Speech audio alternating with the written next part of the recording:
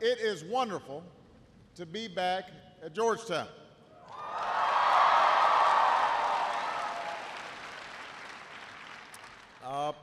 We've got a number of acknowledgments. First of all, I just want to thank President DeGioia for his outstanding leadership here, but also for his hospitality.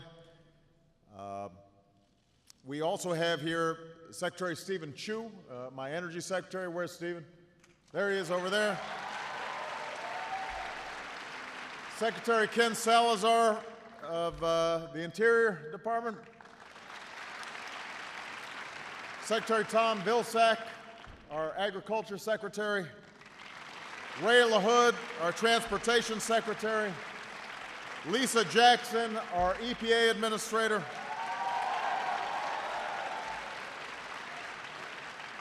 Nancy Sutley, who is our Council on Environmental Quality Director, right here. A couple of great members of Congress, Congressman Jay Inslee of Washington. Where's Jay? There he is over there. And Rush Holt of New Jersey is here. We've got, he didn't bring the weather with him, but the mayor of Los Angeles, California, Antonio Villaraigosa, is in the house. Mayor Scott Smith of Mesa, Arizona, is here. And most importantly, the students of Georgetown University are in the house.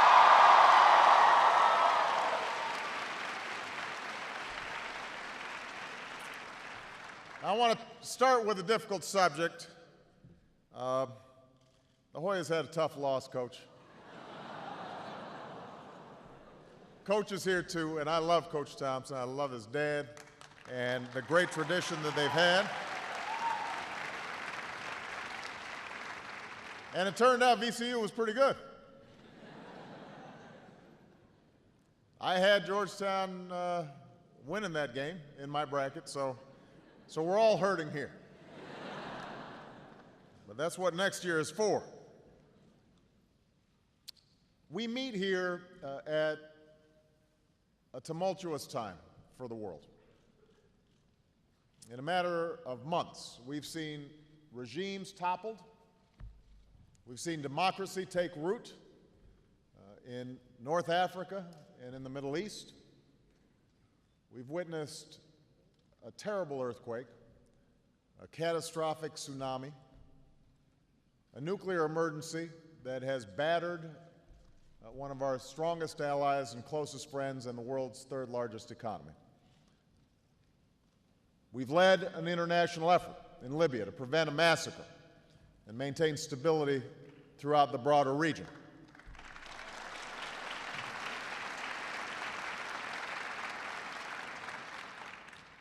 And as Americans, we're heartbroken by the lives that have been lost as a result of these events. We're deeply moved by the thirst for freedom in so many nations. And we're moved by the strength and the perseverance of the Japanese people. And it's natural, I think, to feel anxious about what all of this means for us. And one big area of concern has been the cost and security of our energy. Obviously, the situation in the Middle East implicates our energy security. The situation in Japan leads us to ask questions about our energy sources. In an economy that relies so heavily on oil, rising prices at the pump affect everybody: workers, farmers, truck drivers, restaurant owners, students who are lucky enough to have a car. Businesses see rising prices at the pump hurt their bottom line.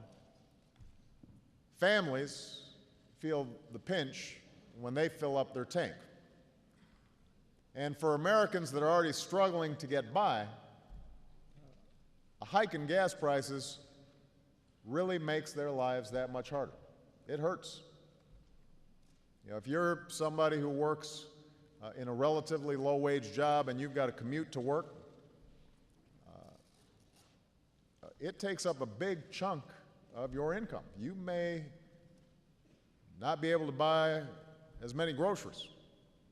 You may have to cut back on medicines in order to fill up the gas tank. So this is something that everybody is affected by. Now, here's the thing. We have been down this road before. Remember, it was just 3 years ago that gas prices topped $4 a gallon. I remember because I was in the middle of a presidential campaign. Working folks certainly remember because it hit a lot of people pretty hard. And because we were at the height of political season, you had all kinds of slogans and gimmicks and outraged politicians. They were waving their three-point plans for $2 a gallon gas. You remember that? Drill, baby, drill, and we were going through all that.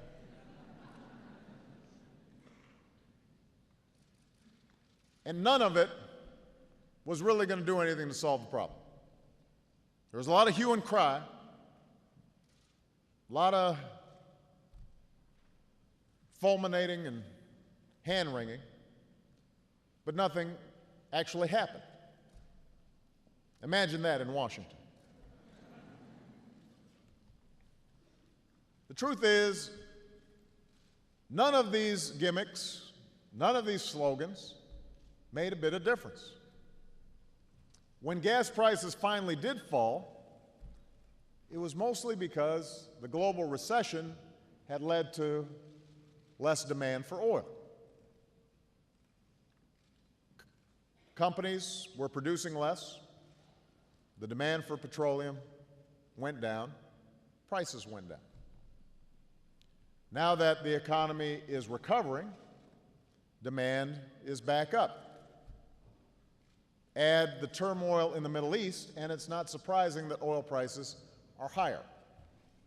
And every time the price of a barrel of oil on the world market rises by $10, a gallon of gas goes up by about 25 cents. The point is, the ups and downs in gas prices historically have tended to be temporary. But when you look at the long-term trends, there are going to be more ups in gas prices than downs in gas prices. And that's because you've got countries like India and China that are growing at a rapid clip. And as 2 billion more people start consuming more goods, they want cars just like we've got cars. They want to use energy to make their lives a little easier, just like we've got. It is absolutely certain that demand will go up a lot faster than supply. It's just a fact. So here's the bottom line. There are no quick fixes. Anybody who tells you otherwise isn't telling you the truth. And we will keep on being a victim to shifts in the oil market until we finally get serious about a long-term policy for a secure, affordable energy future. We're going to have to think long-term, which is why I came here to talk to young people here at Georgetown, because you have more of a stake in us getting our energy policy right than just about anybody. Now, here's a source of concern, though. We've known about the dangers of our oil dependence for decades. Richard Nixon talked about freeing ourselves from dependence on foreign oil. And every president since that time has talked about freeing ourselves from dependence on foreign oil.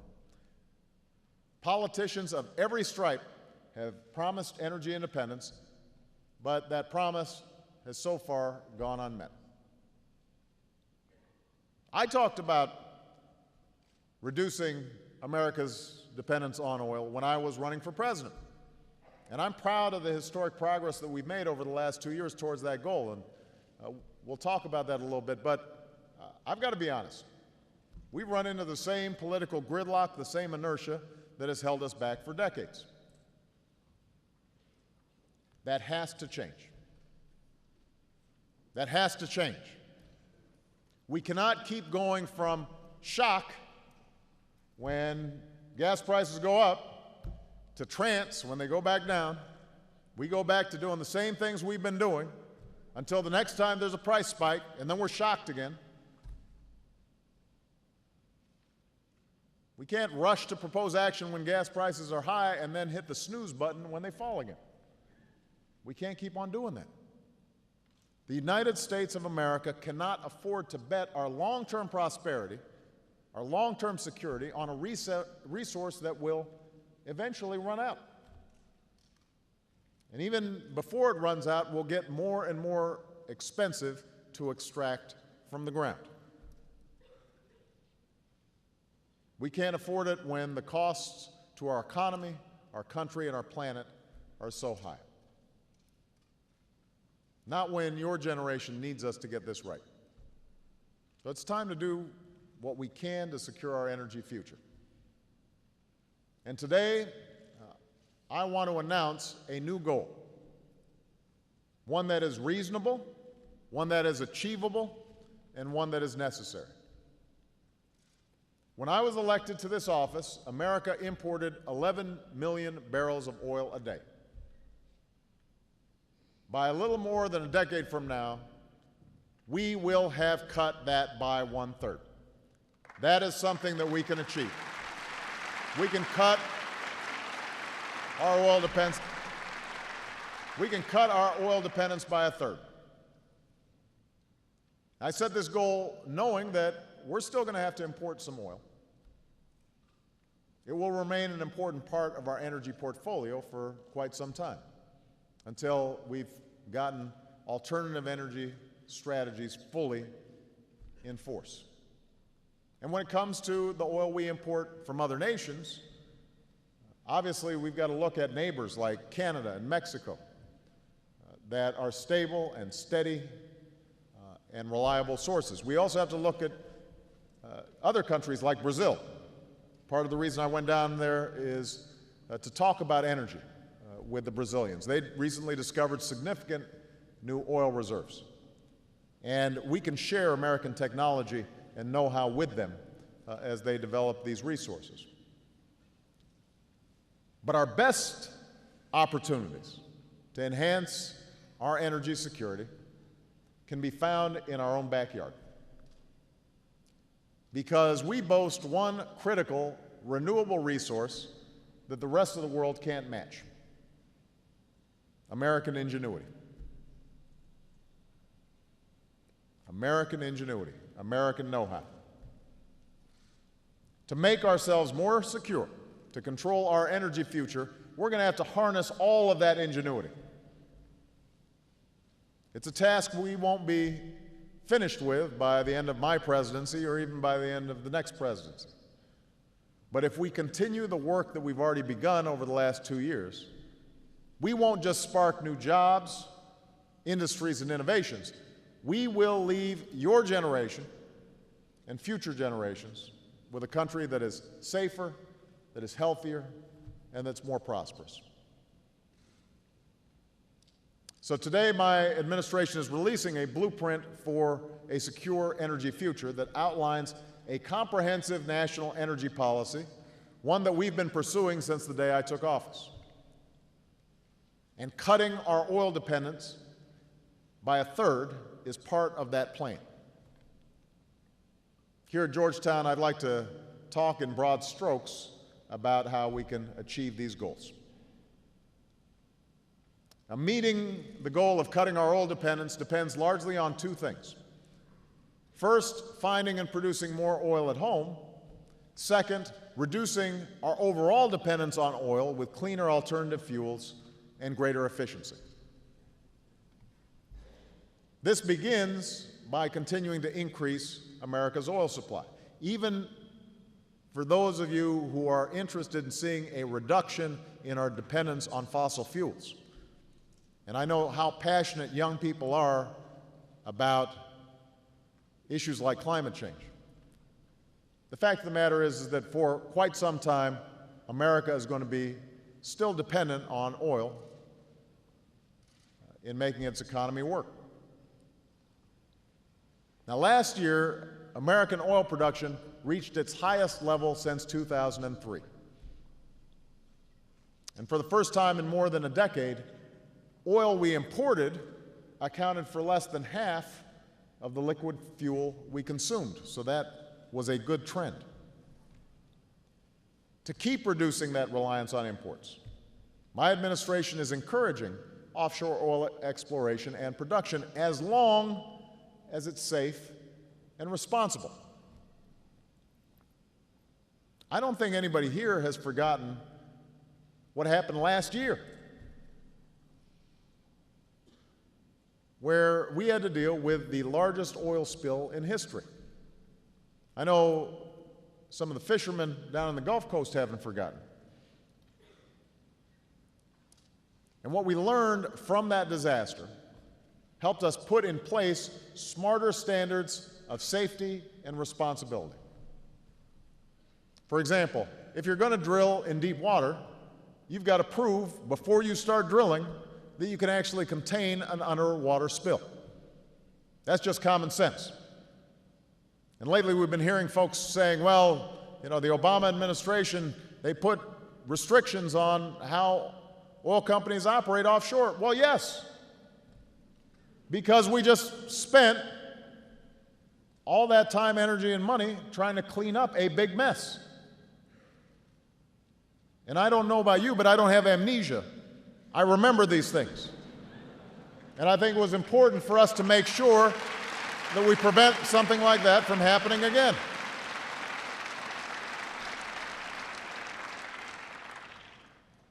Now, today we're working to expedite new drilling permits for companies that meet these higher standards. Since they were put in, we've approved 39 new shallow water permits. We've approved 7 deep water permits in recent weeks. When it comes to drilling offshore, my administration approved more than 2 permits last year for every new well that the industry started to drill. So any claim that my administration is responsible for gas prices because we've quote-unquote shut down oil production, any claim like that is simply untrue. It might make for a useful soundbite, but it doesn't track with reality. What is true is we've said, if you're going to drill offshore, you've got to have a plan to make sure that we don't have the kind of catastrophe that we had last year. And I don't think that there's anybody who should dispute that that's the right strategy to pursue. Moreover, we're actually pushing the oil industry to take advantage of the opportunities that they've already got. Right now, the industry holds tens of millions of acres of leases where they're not producing a single drop. They're just sitting on supplies of American energy that are ready to be tapped. And that's why part of our plan is to provide new and better incentives that promote rapid, responsible development of these resources. We're also exploring and assessing new frontiers for oil and gas development from Alaska to the mid and South Atlantic states, because producing more oil in America can help lower oil prices, can help create jobs, and can enhance our energy security, but we've got to do it in the right way. Now, even if we increase domestic oil production, that is not going to be the long-term solution to our energy challenge. I give out this statistic all the time, and forgive me for repeating it again. America holds about 2% of the world's proven oil reserves. What that means is that even if we drilled every drop of oil out of every single one of the reserves that we possess, offshore and onshore, it still wouldn't be enough to meet our long-term needs. We consume about 25% of the world's oil. We only have 2% of the reserves. Even if we doubled U.S. oil production, we're still really short. So the only way for America's energy supply to be truly secure is by permanently reducing our dependence on oil. We're going to have to find ways to boost our efficiency so we use less oil. We've got to discover and produce cleaner, renewable sources of energy that also produce less carbon pollution, which is threatening our climate. And we've got to do it quickly. Now, in terms of new sources of energy, we have a few different options. The first is natural gas. Recent innovations have given us the opportunity to tap large reserves, perhaps a century's worth of reserves, 100 years' worth of reserves, in the shale under our feet. But just as is true in terms of us extracting oil from the ground, we've got to make sure that we're extracting natural gas safely, without polluting our water supply. That's why I've asked Secretary Chu, my energy secretary, to work with other agencies, the natural gas industry, states, and environmental experts to improve the safety of this process. And Chu's the right guy to do this. He's got a Nobel Prize in physics. He actually deserved his Nobel Prize.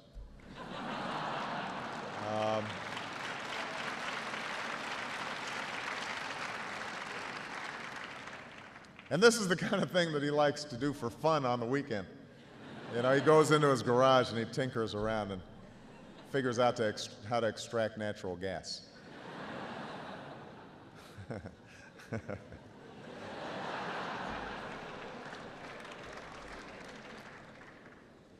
I'm going to embarrass him further. You know, last year when we were trying to figure out how to close the cap, I sent Chu down to sit in the BP offices, and he essentially designed the cap that ultimately worked, and he drew up the specs for it and had BP build it, construct it. So this is somebody who knows what he's doing.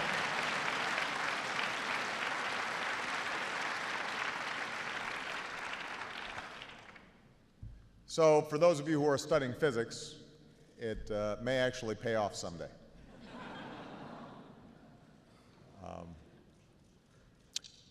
But the potential for natural gas is enormous.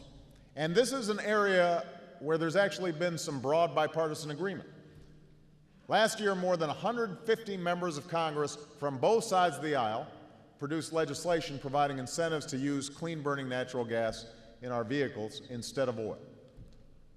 And that's a big deal. You know, getting 150 members of Congress to agree on anything is a big deal. And they were even joined by T. Boone Pickens, a businessman who made his fortune on oil, but who is out there making the simple point that we can't simply drill our way out of our energy problems. So I ask members of Congress and all the interested parties involved to keep at it. Pass a bill that helps us achieve the goal of extracting natural gas in a safe, environmentally sound way. Now, another substitute for oil that holds tremendous promise is renewable biofuels. Not just ethanol, but biofuels made from things like switchgrass and wood chips and biomass. If anybody doubts the potential of these fuels, consider Brazil. As I said, I was just there last week. Half of Brazil's vehicles can run on biofuels. Half of their fleet of automobiles can run on biofuels instead of petroleum. Just last week, our own Air Force, used an advanced biofuel blend to fly a Raptor 22, an F-22 Raptor faster than the speed of sound. Think about that. I mean, if If an F-22 Raptor can fly faster than the speed of sound on biomass, then I know the old beater that you've got, that you're driving around in, can probably do so too. There's no reason why we can't have our cars do the same. In fact, the Air Force is aiming to get half of its domestic jet fuel from alternative sources by 2016. And I'm directing the Navy and the Department of Energy and Agriculture to work with the private sector to create advanced biofuels that can power not just fighter jets, but also trucks and commercial airliners. So there's no reason we shouldn't be using these renewable fuels throughout America. And that's why we're investing in things like fueling stations and research into the next generation of biofuels. One of the biggest problems we have with alternative energy is not just producing the energy, but also distributing it. We've got gas stations all around the country. So whenever you need gas, you know you can fill up. Doesn't matter where you are. Well, we've got to have that same kind of distribution network when it comes to our renewable energy sources, so that when you are converting to a different kind of car that runs on a different kind of energy, you're going to be able to have that same convenience. Otherwise, the market won't work, it won't grow. Over the next 2 years, we'll help entrepreneurs break ground for 4 next-generation biorefineries, each with a capacity of more than 20 million gallons per year. And going forward, we should look for ways to reform biofuels incentives to make sure that they're meeting today's challenges and that they're also saving taxpayers money. So as we replace oil with fuels like natural gas and biofuels, we can also reduce our dependence by making cars and trucks that use less oil in the first place. 70% of our petroleum consumption goes to transportation, 70%. And by the way, so does the second biggest chunk of most families' budgets, goes into transportation. And that's why one of the best ways to make our economy less dependent on oil and save folks more money is to make our transportation sector more efficient. Now, we went through 30 years where we didn't raise fuel efficiency standards on cars. And part of what happened in the U.S. auto industry was because oil appeared relatively cheap, the U.S. auto industry decided we're just going to make our money on SUVs, and we're not going to worry about fuel efficiency. 30 years of lost time when it comes to technology that could improve the efficiency of cars. So last year, we established a groundbreaking national fuel efficiency standard for cars and trucks. We did this last year without legislation. We just got all the parties together and we got them to agree. Automakers, auto workers, environmental groups, industry. So that means our cars will be getting better gas mileage, saving 1.8 billion barrels of oil over the life of the program, 1.8 billion. Our consumers will save money from fewer trips to the pump. $3,000 on average over time you will save because of these higher fuel efficiency standards. And our automakers will build more innovative products. Right now, there are even cars rolling off the assembly lines in Detroit with combustion engines, I'm not talking about hybrids, combustion engines that get more than 50 miles per gallon. So we know how to do it. We know how to make our cars more efficient. So going forward, we're going to continue to work with the automakers, with the auto workers, with states to ensure the high-quality, fuel-efficient cars and trucks of tomorrow are built right here in the United States of America. That's going to be a top priority for us.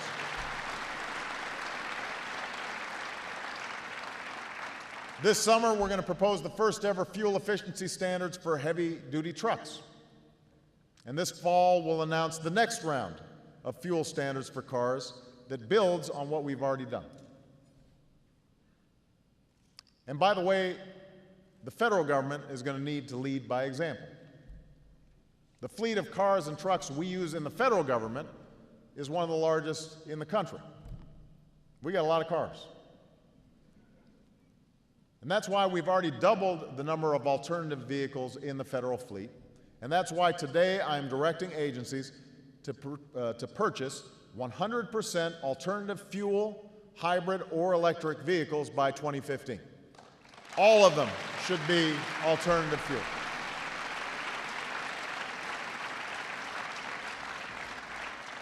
Going forward, we'll partner with private companies that want to upgrade their large fleets. And this means, by the way, that you, students, as consumers or future consumers of cars, you've got to make sure that you are boosting demand for alternative vehicles. You're going to have a responsibility as well, because if alternative fuel vehicles are manufactured but you guys aren't buying them, then folks will keep on making cars that don't have the same fuel efficiency. So you've got power in this process, and the decisions you make individually in your lives will say something about how serious we are when it comes to energy independence. We've also made historic investments in high-speed rail and mass transit, because part of making our transportation sector cleaner and more efficient involves offering all Americans, whether they are urban, suburban, or rural, the choice to be mobile without having to get in a car and pay for gas.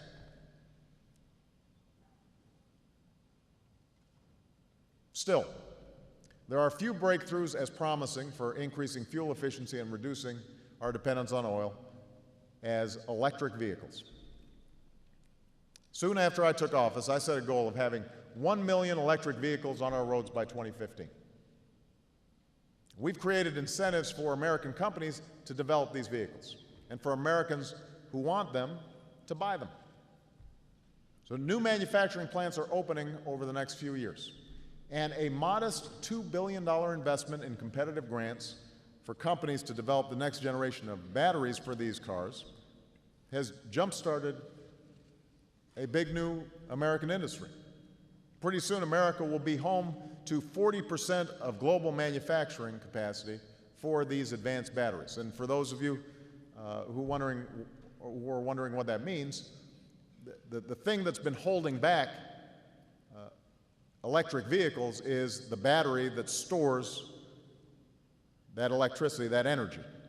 And the more efficient, the more lightweight we can make those batteries, the easier it is to manufacture those cars at a competitive price.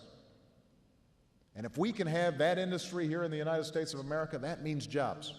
If those batteries are made here, the cars are made here. Those cars are made here, we're putting Americans back to work.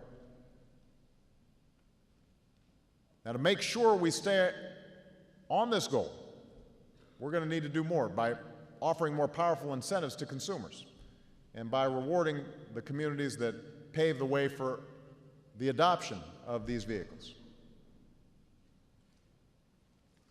Now, one other thing about electric cars, and you don't need to talk to Chu about this, it turns out electric cars run on electricity.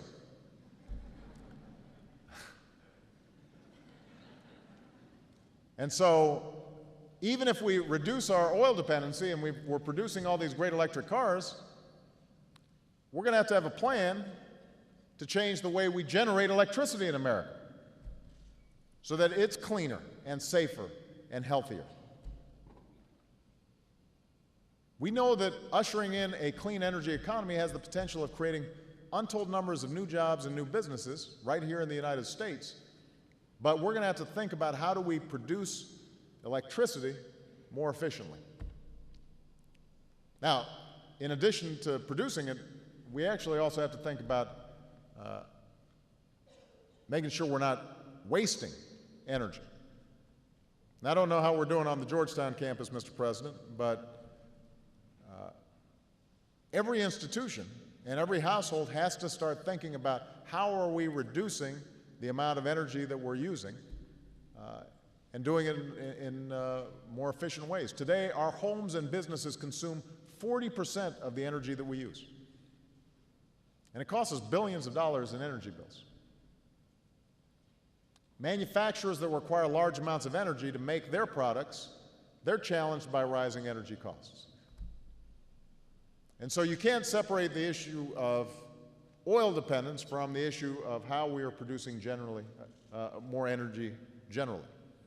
And that's why we've proposed new programs to help Americans upgrade their homes and businesses and plants with new energy-efficient building materials, new lighting, new windows, new heating and cooling systems. Investments that will save consumers and business owners tens of billions of dollars a year and free up money for investment and hiring and creating new jobs and hiring more workers and putting contractors to work as well. The nice thing about energy efficiency is we already have the technology. We don't have to create something new. We just have to help businesses and homeowners put in place the insulation, the energy efficient windows, the energy efficient lighting. They'll get their money back. You will save money on your electricity bill that pays for those improvements that you made, but a lot of people may not have the money up front, and so we've got to give them some incentives to do that. And just like the fuels we use in our cars, we're going to have to find cleaner, renewable sources of electricity. Today, about 2/5 of our electricity come from clean energy sources. But we can do better than that. I think that with the right incentives in place, we can double our use of clean energy. And that's why in my State of the Union address back in January, I called for a new clean energy standard for America. By 2035, 80% of our electricity needs to come from a wide range of clean energy sources. Renewables like wind and solar, efficient natural gas. And yes, we're going to have to examine how do we make clean coal and nuclear power work. Now, in light of the ongoing events in Japan, I want to just take a minute to talk about nuclear power. Right now, America gets about 1/5 of our electricity from nuclear energy. And it's important to recognize that nuclear energy doesn't emit carbon dioxide in the atmosphere. So those of us who are concerned about climate change, we've got to recognize that nuclear power, if it's safe, can make a significant contribution to the climate change question. And I'm determined to ensure that it's safe. So in light of what's happened in Japan, I've requested a comprehensive safety review by the Nuclear Regulatory Commission to make sure that all of our existing nuclear energy facilities are safe. And we're going to incorporate those conclusions and lessons from Japan in design and the building of the next generation of plants. But we can't simply take it off the table. My administration is leading global discussions towards a new international framework in which all countries who are operating nuclear plants are making sure that they're not spreading dangerous nuclear materials and technology. But more broadly, a clean energy standard can expand the scope of clean energy investments because what it does is it gives cutting-edge companies the certainty that they need to invest. Essentially what it does is it says to companies, you know what, you will have a customer if you're producing clean energy. Utilities, they need to buy a certain amount of clean energy in their overall portfolio. And that means that innovators are willing to make those big capital investments. And we've got to start now because think about this. In the 1980s, America was home to more than 80% of the world's wind capacity, 90% of the world's solar capacity. We were the leaders in wind. We were the leaders in solar. We owned the clean energy economy in the 80s. Guess what? Today, China has the most wind capacity. Germany has the most solar capacity. Both invest more in clean energy than we do, even though we are a larger economy and a substantially larger user of energy. We've fallen behind. on what is going to be the key to our future. Other countries are now exporting technology we pioneered, and they're going after the jobs that come with it because they know that the countries that lead the 21st century clean energy economy will be the countries that lead the 21st century global economy. I want America to be that nation. I want America to win the future.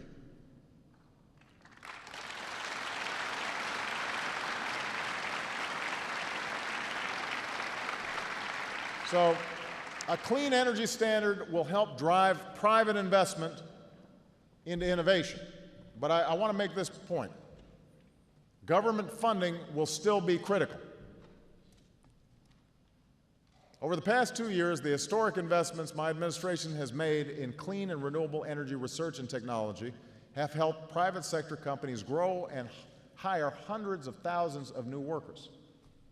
I've visited gleaming new solar arrays that are among the largest in the world. I've tested an electric vehicle fresh off the assembly line. I mean, I didn't really test it. I was able to drive like 5 feet before Secret Service said to stop. I've toured factories that used to be shuttered, where they're now building advanced wind blades that are as long as 747s, and they're building the towers that support them. And I've seen the scientists that are searching for the next big breakthrough in energy. None of this would have happened without government support. I understand we've got a tight fiscal situation, so it's fair to ask, how do we pay for government's investment in energy? And as we debate our national priorities and our budget in Congress, we're going to have to make some tough choices. We're going to have to cut what we don't need to invest in what we do need. Unfortunately, some folks want to cut critical investments in clean energy. They want to cut our research and development into new technologies. They're shortchanging the resources necessary even to promptly issue new permits for offshore drilling. These cuts would eliminate thousands of private sector jobs. It would terminate scientists and engineers. It would end fellowships for researchers, some who may be here at Georgetown, graduate students, and other talent that we desperately need to get into this area in the 21st century. That doesn't make sense. We're already paying a price for our inaction. Every time we fill up at the pump, every time we lose a job or a business to countries that are investing more than we do in clean energy, when it comes to our air, our water, and the climate change that threatens the planet that you will inherit, we're already paying a price. These are costs that we are already bearing. And if we do nothing, the price will only go up.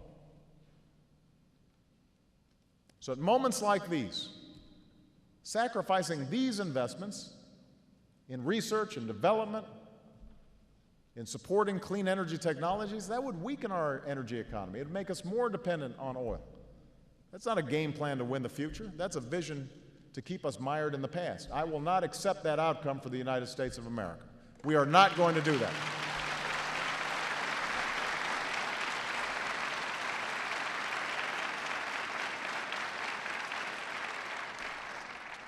Let me close by speaking directly to the students here.